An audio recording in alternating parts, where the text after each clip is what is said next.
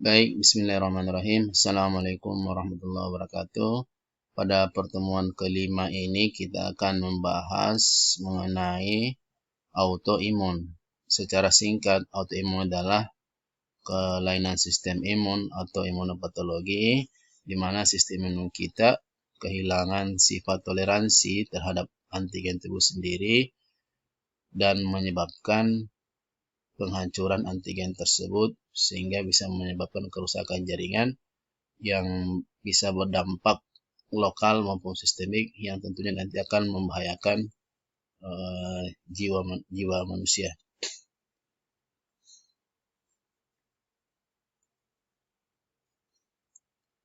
Fenomena imunologi atau biasa disebut dengan proses imunologi, di mana autoimun ini yaitu mengubah antigen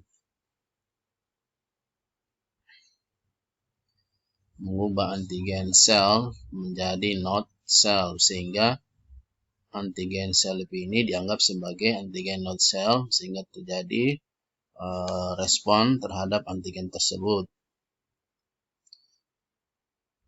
Autoimun ini bisa menyerang organ spesifik maupun non-organ spesifik.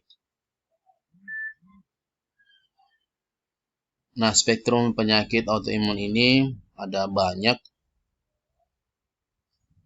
Misalnya penyakit yang menyerang organ spesifik, misalnya tiroiditis Hashimoto, tirotoksikosis atau penyakit Graves, anemia perniciosa, Addison, IDDM atau juvenile DM, myasthenia gravis, IHA, ITP. Kemudian ada juga yang menyerang non-organ spesifik, yaitu cirrhosis biliar primer, sindrom Goodpasture, Sjogren's syndrome, artritis reumatoid, dan CLE. Setiap penyakit ini mempunyai jaringan target masing-masing. Misalnya organ spesifik, tiroiditis, tirotoksitas itu menyerang tiroid, anemia perniciosa menyerang sel parietal gaster, Addison dan selanjutnya itu mempunyai target-target tertentu. Kemudian di sini ada antibodi yang dihasilkan itu menyerang, misalnya di sini tiroglobulin, reseptor TSA dan lain-lain, bisa dibaca sendiri ya. Baik, kita lanjut di slide selanjutnya. Nah, penyakit autoimun ini itu disebabkan oleh kombinasi dari beberapa faktor. Ya, misalnya ada yang pertama faktor gen, yang kedua ada faktor lingkungan, dan yang ketiga adalah faktor regulasi sistem imun. Ketiga faktor inilah yang menyebabkan terjadinya penyakit autoimun. Jadi sampaikan tidak bisa penyakit ini hanya disebabkan oleh satu faktor saja. Nah, kita masuk di penyakit non-organ spesifik. Penyakit ini memang yang kita pilih yang sering dapat di masyarakat dan kita bisa deteksi secara imunoserologi. Yang pertama itu yang penyakit rheumatoid arthritis. Rheumatoid arthritis ini salah satu penyakit rematik yang menyerang sendi. Jadi kata rheumatoid itu bisa sama dengan rheumatism, yaitu penyakit muskuloskeletal atau penyakit yang menyerang otot rangka. Sedangkan kata art itu artinya joint atau sama dengan sendi. Itis adalah inflamasi. Di mana pada rheumatoid arthritis ini terjadi gangguan inflamasi kronik. Nah, bisa organ lain yang ikut terserang, misalnya kulit, bisa juga paru-paru. Nah, apa itu sendi? Sebelum kita masuk ke mekanisme, kita jelaskan dulu apa itu sendi. Sendi itu adalah jaringan ikat berupa kartilage yang fungsinya memang melindungi tulang kita. Di dalam sendi itu terdapat cairan sendi atau synovial joint. Synovial dan di cairan ini dilapisi dengan synovial membran, di mana di synovial membran ini terdapat sel yang memproduksi synovial. Selain sel synovial membran ini dapat memproduksi cairan sendi, bisa juga sel ini juga bisa untuk menghilangkan debris atau kotoran.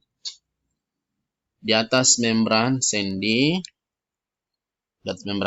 tadi terdapat kapsul fibrosa. Terdapat juga pembuluh darah dan saluran limfatik. Seperti yang saya sampaikan tadi, penyakit rheumatoid itu disebabkan oleh 3 faktor ya. Dan di sini penyakit rheumatoid itu disebabkan karena faktor genetik dan faktor lingkungan. Misalnya faktor genetik itu karena ada kelainan pada HLA DR1 dan HLA DR4. HLA itu adalah Human Leukocyte Antigen. Kemudian faktor lingkungan bisa disebabkan karena asap rokok dan patogen, misalnya bakteri usus. Nah, faktor lingkungan ini akan memodifikasi antigen tubuh sendiri. Jadi, kolagen tipe 2 dan vimentin yang tersusun dari arginin itu akan menjadi citrulline. Ini citrulinasi. Ini terjadi pada sendi. Di sendi tersusun dari kartilage, dan di kartilage itu tersusun dari kolagen tipe 2 dan vimentin.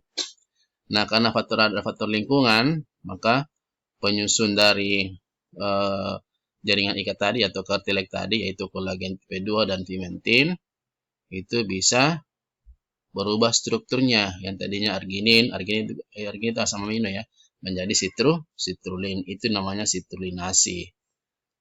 Kemudian sampaikan tadi sama dengan di atas, geng yang rentang ini adalah HLA dan HLA DR1 dan HLA DR4. Ingat, HLA ini terdapat pada sel-sel yang berintip.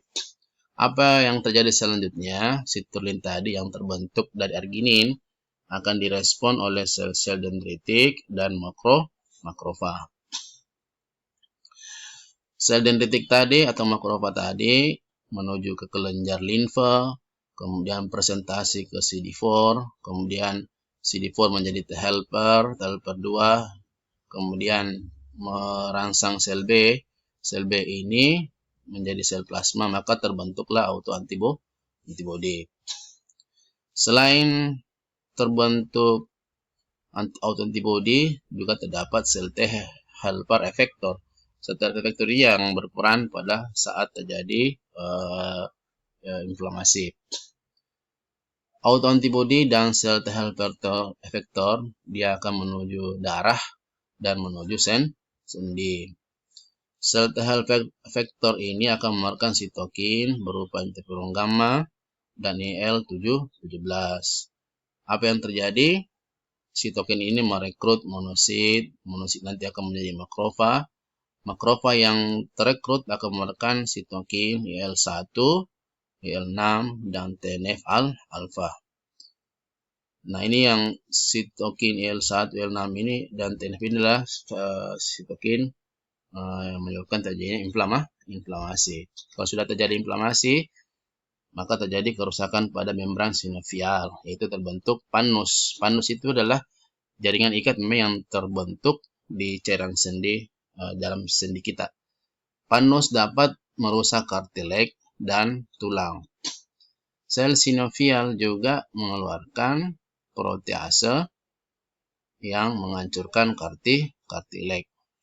Ini akibat rangsangan dari sitokin IL-1, IL-6 dan TNF. Ingat tadi sel sinovial dia berasal dari membran sinovial di atas cairan sendi.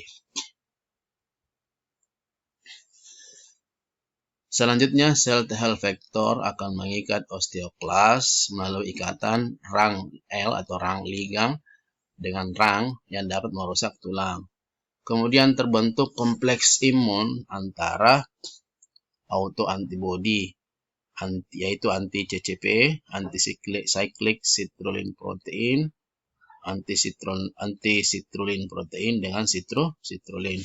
Karena ada ikatan antibody, maka bisa mengaktifkan sistem komplement. Ya, komplement ini kalau aktif akan memperparah karena terjadi inflamasi dan kerusakan pada sendi. Selain itu terbentuk juga antibody IgM, yang ini merupakan rheumatoid factor yang bisa mengikat IgG sehingga terjadi kompleks imun. Nah, mekanisme ini akan mengakibatkan terjadinya hipersensitivitas tipe 3. Jadi ingat, hipersensitivitas tipe 3 karena terjadi kompleks imun, yaitu ikatan antibody yang tidak bisa difagosit.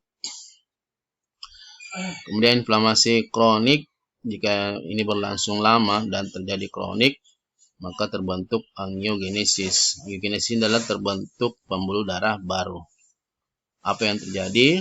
Terjadi rekrutmen yang sel-sel inflamatori yang berlebihan, kemudian terjadi progres penyakit, jadinya penyakitnya berlanjut, bisa menyebabkan banyak sendi. Misalnya tadi hanya terdapat pada sendi kaki, ini bisa pindah ke sisi lainnya. Sehingga kaki kanan bisa pindah ke kaki kiri.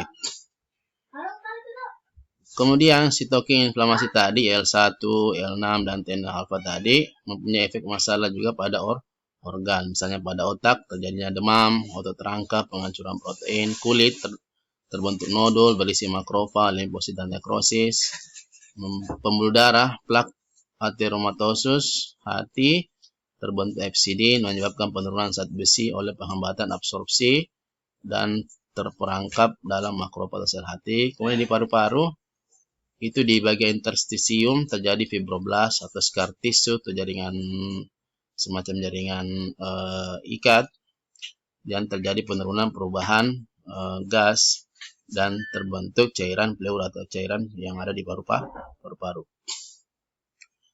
Nah, sekarang kita jelaskan apa itu faktor reumatoid. Jadi selain patogenes di atas, terdapat mekanisme lain dari rheumatoid arthritis yang disebabkan oleh kelainan pada sel T regulator dan infeksi patogen. Jadi ini yang penyebab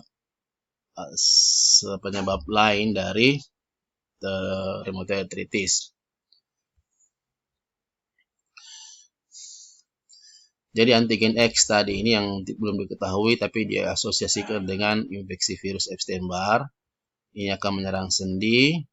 Kemudian di sendi terdapat APC. APC ini akan memakan atau memfagosit antigen tadi, kemudian presentasi ke CD4. CD4-nya nanti ini tidak bisa terjadi kelainan pada T regulatornya sehingga tidak bisa mengatur atau misalnya menekan fungsi dari CD4. Kemudian CD4 akan merangsang sel B terbentuk, sel plasma akan terbentuk antibodi yang berlebihan. Karena tadi ini yang bermasalah pada T regulatornya sehingga terbentuk antibodi berlebihan. Lama-lama antibodi ini karena tidak digunakan, maka terjadi gangguan struktur dari antibodi. Kemudian menyebabkan terjadinya antibodi yang abnormal yang berupa IgG. Nah, ini dikenali sebagai antigen. Kemudian difokus lagi oleh APC. Kemudian mengeluarkan koreseptor B71 dan B72. Kemudian akan berikatan dengan CD28 pada CD4, CD4. Maka di sini CD4-nya akan merangsang sel B kembali sehingga terbentuk autoantibody yang disebut dengan rheumatoid factor. Autoantibody ini bisa, atau RF ini bisa berupa IgG, IgM atau IgA. Terbentuk di atas 6 bulan atau lebih setelah menderita. Nah, mekanisme patogenesisnya terjadi tadi kompleks IgG dan IgG, atau yang menyebabkan terjadinya kompleks imun yang bisa menyebabkan terjadinya hipersensitivitas tipe 3. Dia akan mematikan sistem komplement dan terjadi inflamasi sehingga terjadi namanya rheumatoid artritis ya.